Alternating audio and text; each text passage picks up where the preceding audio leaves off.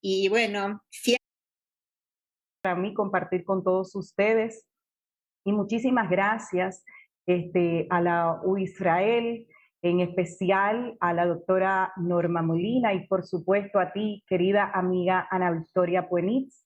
Y bueno, también cómo no recordar a ese amigo que se ocupó tanto de las neurociencias allá en Ecuador, ya desaparecido Lenín Calle, pero como quiera siempre en nuestros corazones. Así que muchísimas gracias por esta invitación a este pues Congreso SIN del 2021, ¿verdad? Entonces, pues voy a comenzar a compartir mi presentación. Quisiera que por favor me confirmaran que se está observando. Se visualiza perfectamente. Perfecto, muchísimas gracias. Bueno, nuestro contacto del día de hoy, y yo súper neurofeliz de tener, porque es uno de los temas que más me interesa, no solamente en estos momentos de pandemia, que tal vez pienso que una de las poblaciones que más se ha visto afectada precisamente por todos estos cambios, no solo sociales, sino restricciones personales, es la adolescencia. Entonces, hablar de adolescencia, de neurocognición y afectividad a través de lo que son las evidencias empíricas para la generación de estrategias eficaces por parte de los maestros, los interventores, todo lo que tiene que ver con terapeutas, es un tema relevante en estos momentos, ¿verdad? Y sobre todo, pues partiendo de que si alguien no aprende es porque no estamos enseñando de la manera en que esa persona aprende, dicho por Richard Dunn. La diferencia sencillamente entre un encéfalo, entre un cerebro y otro, es el número de neuronas, ¿verdad? Y sobre todo, la forma en que éstas conectan entre sí mismas, porque aquí es que radica esta magia que nosotros debemos de entender que tenemos a través de la ciencia que demostrar. O sea que esto es inminentemente necesario. Bueno, lo estamos haciendo a través de la neurociencia cognitiva, que es la que nos da las respuestas dentro de la combinación de los métodos que permiten entender los mecanismos para lo que tiene que ver con la conducta, ¿verdad? Y todos estos fenómenos internos, porque cada una de las conductas humanas tiene una base en esos fenómenos internos. Y por supuesto, analizar dichos procesos para intervenir como un estímulo adecuado y que esa conducta pues cada vez sea no correcta. Yo pienso que lo más importante es que sea sana, ¿verdad? Entonces, porque es que el entorno tiene una gran importancia en nuestra configuración cerebral y sus recursos.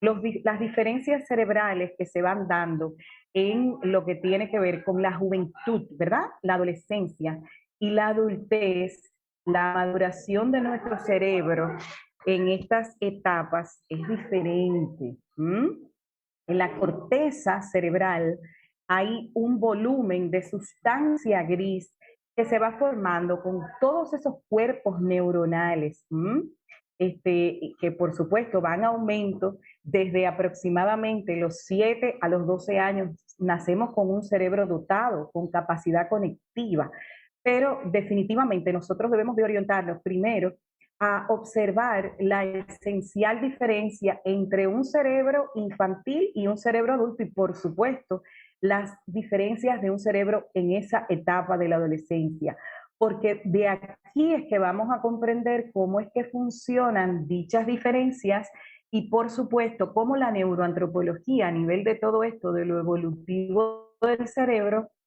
pues nos hacen reflexionar aquellos riesgos que se corren en la adolescencia que nos ayudan a comprender cómo podemos nosotros canalizarlo desde el aula, ¿verdad? Para que esos procesos cognitivos sean cada vez mejor. Aquí, pues una laminita bien curiosa, que dice, oye, por fin es viernes, sí, sí, wow, y ahí celebran. Entonces el chico, el joven, ¿no?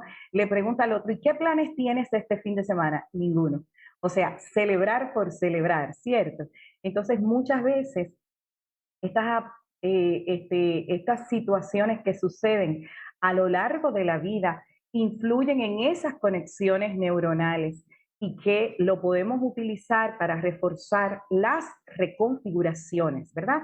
De tal forma que el proceso a nivel cerebral se llegue a estabilizar, porque miren aquí, por ejemplo, en una definición que nos ofrece Fernández de Miguel, donde nos dice, la adolescencia es una etapa de vida en la que los jóvenes van experimentando un gran interés en cosas nuevas, el conocimiento y la búsqueda de la independencia, pero también es una etapa en la cual sus cerebros pueden permitirles tomar riesgos, volverse vulnerables hacia lo que son las adicciones y, por supuesto, incrementar la posibilidad del desarrollo de una situación de enfermedad mental. Y bueno, Foreman y colaboradores nos vienen hablando de esa gran oportunidad o esa ventana que tiene el cerebro adolescente, que es la plasticidad, que es la oportunidad fantástica y que, bueno, quiero tocar algunas pinceladitas en este conversatorio, ¿verdad? Pues no, y que también nos hablan, que muchas veces pensamos que mientras más chiquititos únicamente, pues mejor. Entonces, en ese desarrollo cerebral, que por supuesto esas ventanas de oportunidad desde las edades tempranas están ahí, pero también en cuanto a la adolescencia, pues se aumentan las mismas. Entonces, tienen algunas preguntas que podemos hacernos como psicólogos, como maestros, como estudiantes de la psicología, como interventores. ¿Y qué puede ser difícil en un aula? ¿Qué se puede convertir verdaderamente en un reto?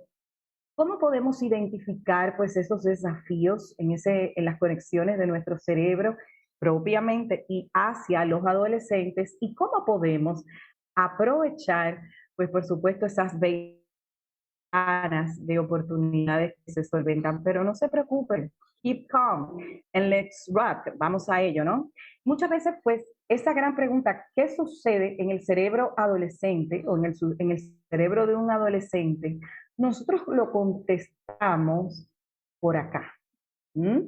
Pensamos que ese mundo es así, lleno de lo que tiene que ver con videojuegos, redes sociales, una vida tal vez más relajada, pero actualmente ya conocemos, ya se sabe que la corteza prefrontal es esa área en la que tarda más esa madurez, esa solvencia cerebral. Pero en los últimos años se ha visto que esa corteza de la adolescencia, en ese periodo justamente, pues presenta algunas diferencias en cuanto a su maduración. ¿M? Y por supuesto, todo está dependiente a ese ambiente al cual va a ser sometido ese adolescente. Cuando a veces yo escucho a los maestros o a los interventores o a los mismos padres quejarse, a veces siento que tal vez no estamos muy conscientes del efecto que está teniendo este medio ambiente en esa generación, ¿verdad? Porque definitivamente hay una relación muy diferente en cuanto al cerebro infantil o adulto, que son dos momentos de vida, y en los adolescentes. En el adulto hay por exceso de conexiones neuronales en la infancia, en el adolescente se verifica mayormente. En la materia gris, incluso hasta los 20 años aproximadamente, pues se va reemplazando sustitutivamente por materia blanca, que permite esas conexiones neuronales que posiblemente pues, puedan regularse más rápidas y estables. Las áreas implicadas en esos procesos de lenguaje que tienen que ver con conexiones específicas justamente en las áreas que pues conectan los procesos mismos del lenguaje, pues están hasta aproximadamente los 12 años. Por eso es tan importante que el proceso de lectura, el proceso de lectoescritura en estos niños de primera y segunda infancia, pues se pueda solventar, ¿verdad? Y sobre todo estas últimas áreas en madurar, ¿no? Que son de la corteza prefrontal asociada a lo que tiene que ver a dos elementos importantísimos en la vida adulta, que son los impulsos, el autocontrol, esta posibilidad de manejo personal, ¿verdad? Y el juicio moral, que no es hasta aproximadamente pues, los 22 hasta 25 años que maduran esas áreas específicamente. Y bueno, cabe destacar que ninguna otra especie en la faz de la Tierra, aparte de los seres humanos, pues desarrollan lo que tiene que ver con la adolescencia y por supuesto todo el crecimiento que nosotros tenemos se vuelve a acelerar en esta etapa y ya que nuestro cerebro necesita muchísimo más tiempo para madurar y completarse. O sea que una de las respuestas puede ser precisamente esa. Ese es el tiempo final para esa madurez que necesitamos para la solvencia de este cerebro en vida adulta, ¿verdad? Y bueno, estos neuroantropólogos nos comentan que en la adolescencia tiene una situación específica a nivel de sobredimensión del cerebro y es la confirmación de ese diseño, ¿verdad? O sea, la sobrevivencia. Ese es el objetivo. Por eso, por supuesto, todas las situaciones estructurales de los cambios hormonales van a afectar, sobre todo lo que tiene que ver con esos sistemas de recompensa que están pasando por tantos cambios. Y por eso, en relación al adulto, no entre ellos, porque ya ahí es otro lenguaje, otro sistema, en relación al adulto, a los adolescentes le costaría muchísimo manejar las emociones, comunicarse efectivamente y tomar decisiones asertivas para lo que tiene que ver no solo a su momento presente, sino futuro, por esa situación de bombardeo y la necesidad de una recompensa inmediata, ¿verdad? Por aquellos cambios neurobiológicos que sufre el cerebro en el periodo de la adolescencia. Y hay muchos estudios llevados a cabo por uno de los neuroantropólogos que les acabo de enseñar, pues Gitz, que sugieren que a través de neuroimágenes, que en estos últimos años han revelado que la adolescencia constituye uno de los periodos que se produce una extraordinaria reorganización cerebral, tanto funcional como de estructura, para poder, por supuesto, comparativamente con los primeros años de vida, generar esa plasticidad cerebral. O sea que aquí hay grandes oportunidades. A veces ya los padres, en este sentido, pues comienzan a tirar la toalla y ahí vienen las dificultades, ¿verdad? Porque entonces, en ese orden, vienen también, pues, las conductas de riesgo. Entonces, esos cambios que definitivamente no necesariamente durante la adolescencia están asociados al desarrollo de todas esas regiones cerebrales, son más bien el producto del proceso de esa reestructuración, de esa reorganización, de esa comunicación entre las estructuras, no de las estructuras.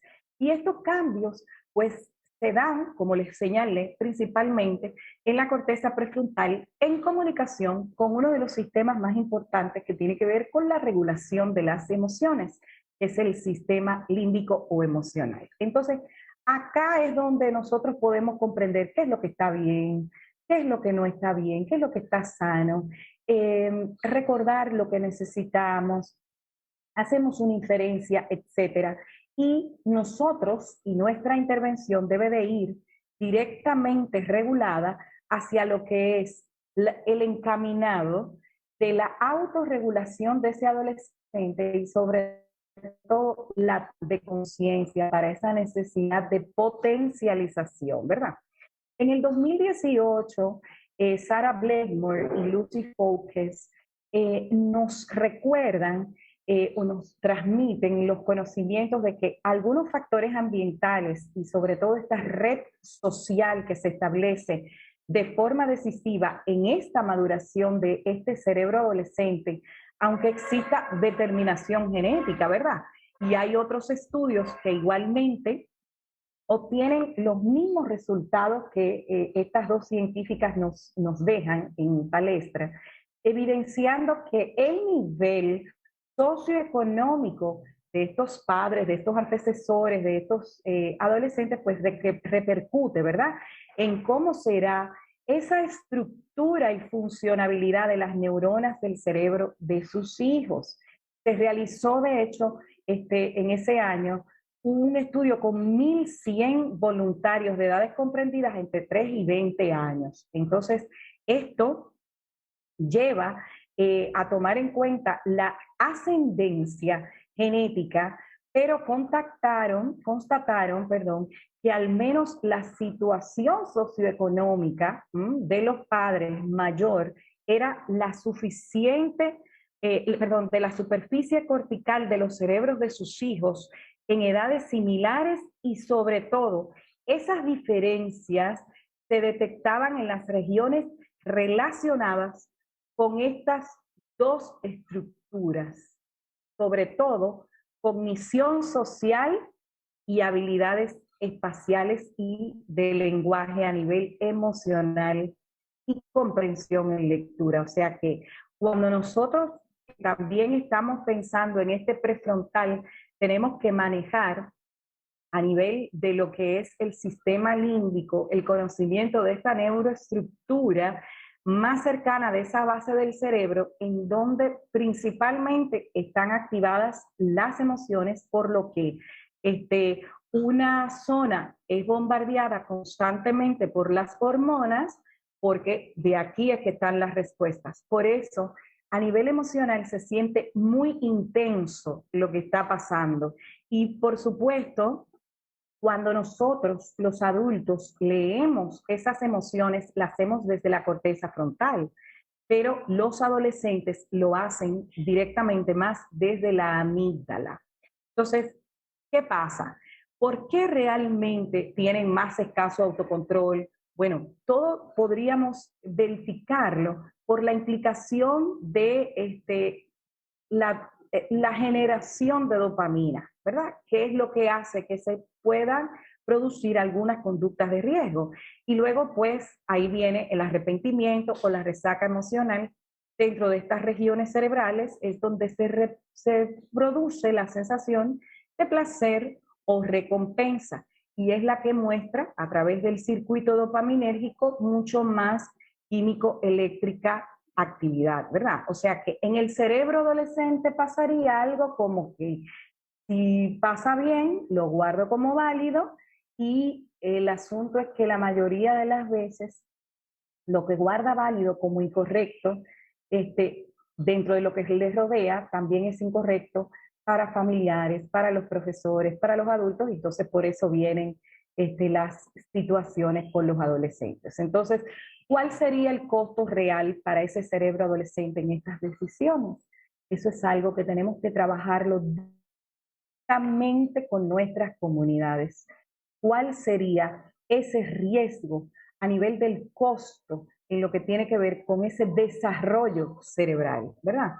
Y bueno, aquí algunas de las situaciones que vienen desde ese estriado ventral, que es el que directamente tiene que ver con esa recepción del placer, desde lo que nuestra resonancia cognitiva y emocional pues tiene un impacto. Entonces, aquí es el centro en donde se estará gestando esa toma de decisiones en el cerebro adolescente. Y su conducta, por supuesto, estará esencialmente regida por todos esos elementos desarrollados, ¿verdad? Por el medio. Y en ese sentido, pues definitivamente en este estudio que le hablaba de los 1.100 participantes, una mejor formación en los progenitores daba muchísimo mejor resultado en cuanto a un aumento del tamaño de la corteza durante la infancia y la adolescencia de sus hijos. Si cada cerebro ya es diferente, este factor, por supuesto, entonces aumenta dicha diversidad de conexión. Entonces, en este sentido también es importante, como yo les hablaba, sobre lo de la materia gris, que se incrementa, sobre todo en lo que tiene que ver con la edad de la pubertad, comienza a adelgazarse, lo cual está muy relacionado directamente con el progreso de las habilidades cognitivas y el razonamiento. O sea que esto definitivamente puede reflejar lo que es una organización eficiente del cerebro a nivel de la velocidad de transmisión, señales, etcétera, y de lo que es la creación de mielina. Entonces, definitivamente es cierto, el cerebro adolescente en cuestiones de funcionamiento probablemente es el momento de la historia de cada uno de nosotros donde nuestro cerebro funciona con mayor rapidez, pero la rapidez a veces conlleva a riesgos, ¿verdad? Entonces, ¿y cómo podemos canalizar desde el aula esas emociones, esa facilitación de los procesos cognitivos de nuestros alumnos? Bueno, si nosotros queremos contestar estas preguntas desde el aula, que se refiere cómo un cerebro adolescente, podemos iniciar diciendo que definitivamente es un cerebro en madurez. Ese es el elemento que tenemos que comprender. Muchas veces creemos que por lo vemos grande a la persona, con ciertas características fisionómicas, pues eh, definitivamente pues ya tiene que estar maduro y no, todavía no ha completado porque le cuesta mucho manejar esas emociones y por supuesto comunicarlas a través de esa asertividad futura. Y debemos de centralizarnos en actividades que permitan que se estimule esa corteza prefrontal y frontal con instrucciones que vayan desde lo cognitivo, pero que también reten lo emocional, ya que aquí es que radica nuestra esencia humana. ¿Mm? Recuérdense que nosotros somos seres emocionales teniendo una experiencia racional, no lo contrario. Y bueno, la capacidad, por supuesto, el reto está en la capacidad de gestión del cerebro social y emocional en todos los contextos de desarrollo, ¿verdad? Centrar nuestros esfuerzos para que ellos puedan autogenerar un proceso de resignificación, porque hay algo importante en cuanto a esto, que es cuando se juntan muchos cerebros estresados por el cortisol, que tenemos que darle pues esa de cara a esas necesidades del estrés, hacia el estrés. Muchas veces el cortisol es muy positivo, pero cuando estos desafíos son más bien negativos, entonces es un aula, es un espacio, es una familia, es un conglomerado de personas donde hay adolescentes, pues que viene la embestida de esos cerebros reaccionando. Y eso hay que entenderlo, ¿verdad? Porque es que el diseño cerebral, nuestro cerebro se ha ido transformando durante miles y miles de años dentro de una conciencia de estatus a nivel jerárquico.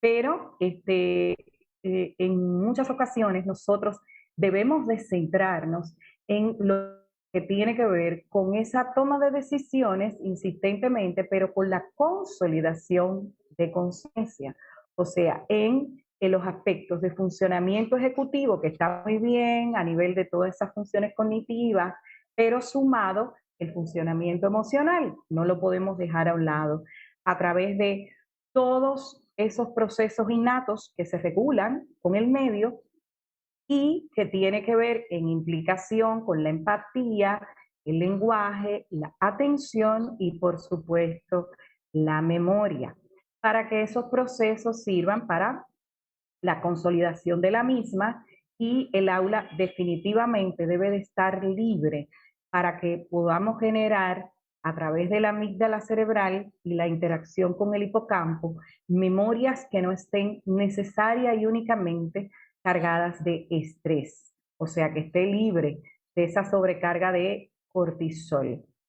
Entonces, igualmente, pues estimulando dentro de estas redes neurales las diferentes etapas dentro de este mismo neurodesarrollo, fundamentalmente desde el vínculo docente, desde el vínculo del maestro. Y bueno, eh, yo les he traído una propuesta hecha por un maestro. Estos dos investigadores, docentes, ambos, nos proponen lo siguiente. Em, Dentro del estudio de otros maestros igualmente.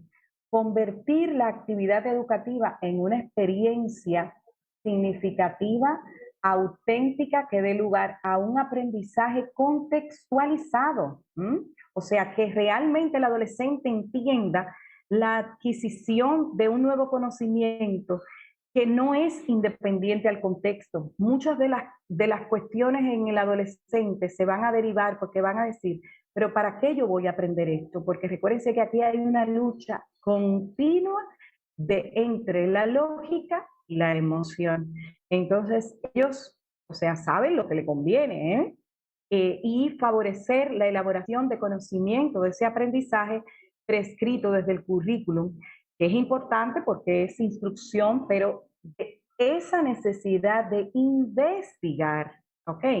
Hay que darle las herramientas, los parámetros de cómo hacerlo, llevar, solventar, de no desarrollar, de yo mismo desarrollar mi propio estilo, ¿verdad? Igualmente, esa empatía, ese sentir con el otro, eso es una maravilla.